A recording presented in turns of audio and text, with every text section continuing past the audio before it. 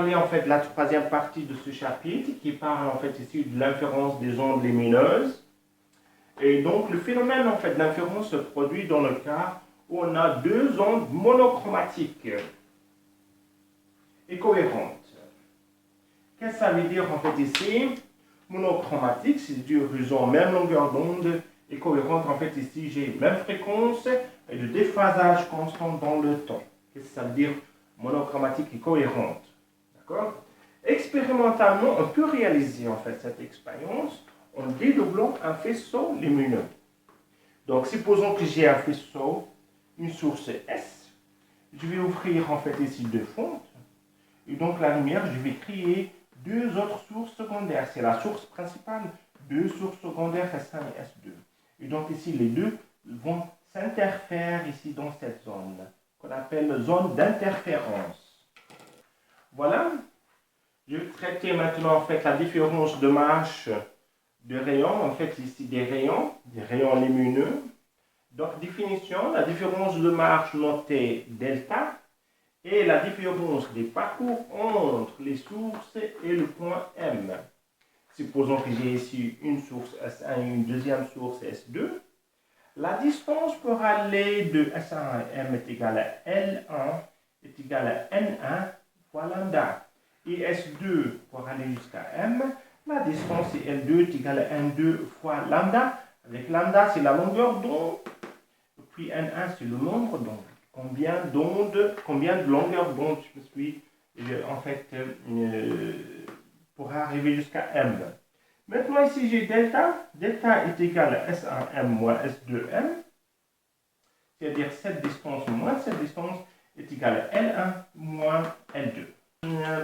Donc je continue en fait ici à exploiter en fait ici en fait la différence de marche. Et donc je peux dire en fait je peux tirer deux points. Le point numéro 1 c'est que si L1 est égal à L2, les deux ondes arrivent en phase du point M. Et donc l'interférence elle est constructive. Et dans ce cas-là j'ai delta, la différence de marche est égale à K fois lambda avec K appartient à Z, c'est-à-dire K est égal à 1, 2, 3, 4, 5, 6, etc. Ou bien moins 1, moins 2, moins 3, moins 4, moins 5, moins 6, et ça, c'est l'ensemble des entiers relatifs Z. Deuxième point, donc si les deux ondes arrivent au point M, on a position de phase, c'est-à-dire qui est positif lorsqu'il est négatif, donc ils vont se détruire les deux ondes. Et dans ce cas-là, j'ai une interférence qui est destructive, c'est-à-dire pas de lumière. C'est une zone qui est sombre, malgré les deux lumières arrivent au même point. Mais elles sont descriptives, et dans ce cas-là, donc, je ne vais pas avoir une zone lumineuse. Pour exploiter plus ça, donc Young il a inventé en fait le réseau en fait ici, ou bien le réseau de Young, c'est un réseau de fontes qui sont bien précis, etc., pour laisser passer de la lumière. Il va avec une source principale, il fait ici en fait, donc ici, faire sortir en fait ici deux faisceaux qui sont deux faisceaux secondaires à partir du lumière en fait principale. Qu'est-ce qui se passe ici? Donc ici, donc, les deux lumières se croisent. Et donc, c'est une zone d'interférence où je dois voir en fait les deux phénomènes ici. Ou bien la lumière va se construire, ou bien elle va se détruire. Je continue en fait ici à exploiter en fait l'expérience de Young. Donc ici, j'ai en fait schématisé en fait ici les fonds de Young. Et j'ai fait ici, j'ai mis en fait ici le S1 et S2 qui représentent le réseau de Young, etc. Qui sont espacés d'une distance A en mètres. Puis après, à une distance D, grande D, donc j'ai placé un écran opaque pour voir un peu quel est en fait le phénomène qui va se passer entre les deux lumières. En fait, je vois ici S1 jusqu'à ce point ici, donc j'ai appelé ça L1, L2. Ça, c'est la distance moyenne entre les deux, c'est-à-dire que L est égal à L1 plus L2 divisé par 2. Ben voilà, donc à partir de là, on a observé que sur l'écran, donc les franges brillantes ont pour des valeurs de x telles que delta est égal à n lambda, c'est-à-dire les franges brillantes existent lorsque delta est égal à n lambda, et les franges brillantes sont intercalées par des franges qui sont sombres, c'est-à-dire des bandes noires, et pour des valeurs de x telles que delta est égal à k plus 1,5 lambda, et on a déjà vu ça. La distance qui est entre les franges, c'est-à-dire ici je parle en fait deux franges brillantes ou bien deux franges sombres, s'appelle l'interfrange. J'ai noté I. Et donc, l'interfrange est donné par la relation, je répète ici, peut-être qu'elle n'est pas bien vue, donc que l'interfrange I est égal à lambda D sur A. Donc voilà, à partir des valeurs qui nous donnent, le D et le A, je peux calculer l'interfrange si je connais bien sûr, si je connais la longueur d'onde lambda. Et je continue en fait avec la quatrième partie qui parle de l'effet Doppler-Fizeau. Donc c'est quoi l'effet Doppler? Donc l'effet Doppler caractérise la différence de fréquence entre l'onde émise par un émetteur, que je l'appelle ici E, et l'onde reçue par un récepteur R, dont la distance entre l'émetteur et le récepteur varie au cours du temps. Donc si ce phénomène dépend de la vitesse de l'émetteur, la vitesse du récepteur et aussi de la vitesse de l'onde. Ici donc je vais en fait ici parler de l'effet Doppler-Fizeau. C'est quoi l'effet Doppler-Fizeau? C'est l'effet Doppler qui est appliqué aux ondes lumineuses ou bien des ondes électromagnétiques. Donc considérons en fait une radiation monochromatique, c'est-à-dire avec une longueur d'onde lambda qui est constante, émise par une source avec une fréquence nu E et une longueur d'onde en fait lambda E. La source se déplace par rapport au récepteur R, un récepteur R avec une vitesse V. C'est-à-dire la source, j'ai le récepteur, j'ai la source qui se déplace avec une vitesse V.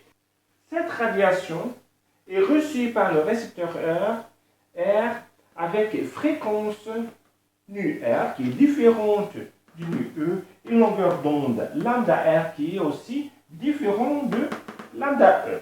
Voilà, on va exploiter maintenant avec un cas particulier dessus. Donc je vais continuer avec ce cas particulier maintenant. Donc une source se déplace avec une vitesse V telle que la vitesse V est très inférieure à la vitesse de la lumière qui est 2,99 10 puissance 8 mètres par seconde. Alors, on a la relation suivante pour l'effet Doppler qui caractérise l'effet Doppler, c'est que nu qui est émis moins la fréquence reçue est égal à la fréquence émise fois U sur C. Avec U, la vitesse radiale de la source par rapport au récepteur.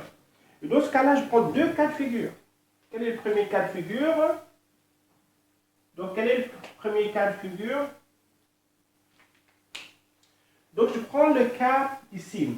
J'ai un récepteur, j'ai un émetteur qui se déplace avec une vitesse V, c'est-à-dire qu'il s'éloigne. Donc, je fais la projection orthogonale et je trouve le vecteur U, qui est la vitesse radiale. Dans ce cas-là, j'ai ici U qui est positif, puisqu'il s'éloigne. Et donc, en fait, on a en fait ici la fréquence qui est émise est plus grande que la fréquence reçue. Maintenant, je prends le deuxième cas. J'ai l'émetteur, j'ai le récepteur et l'émetteur. Mais dans ce cas-là, l'émetteur s'approche du récepteur avec une vitesse qui est V. Donc, j'ai fait la projection orthogonale et je trouve ici la vitesse radiale qui est dans ce cas-là qui est négative. Et dans ce cas-là, si U il est négatif, alors si je reviens avec cette formule-là, je trouve que la fréquence émise est plus petite que la fréquence reçue.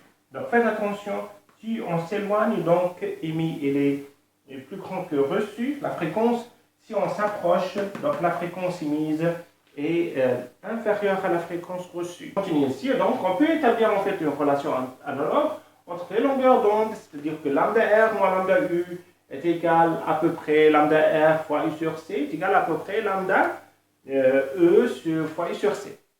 Donc dans le cas où il est positif, c'est-à-dire que notre émetteur s'éloigne du récepteur, dans ce cas-là, je vois en fait que les longueurs d'onde deviennent plus grandes. Et ça, c'est décalage vers le rouge, ce qu'on appelle. Si maintenant la vitesse, en fait, U est négative, c'est-à-dire l'émetteur en train de s'approcher du récepteur, dans ce cas-là, la longueur d'onde reçue elle est plus petite que la longueur d'onde émise. Donc voilà à peu près, donc on va voir une application de ça dans le domaine en fait, de la cosmologie. Je continue ici en fait avec cette deuxième partie qui s'appelle la fuite des galaxies et loi de Hubble. Donc on a remarqué en fait que les rayons que les raies émises par les galaxies en fait subissent un décalage vers le rouge, c'est-à-dire ici infrared shift. C'est-à-dire qu'en fait ici on a U qui est positif, c'est-à-dire les galaxies s'éloignent de nous. Les galaxies en fait s'éloignent, ce qu'on appelle en fait la fuite des galaxies. Et ça, la fuite des galaxies, et ça en fait qui est conforme avec la théorie de l'expansion de l'univers, c'est-à-dire notre univers en train de s'agrandir.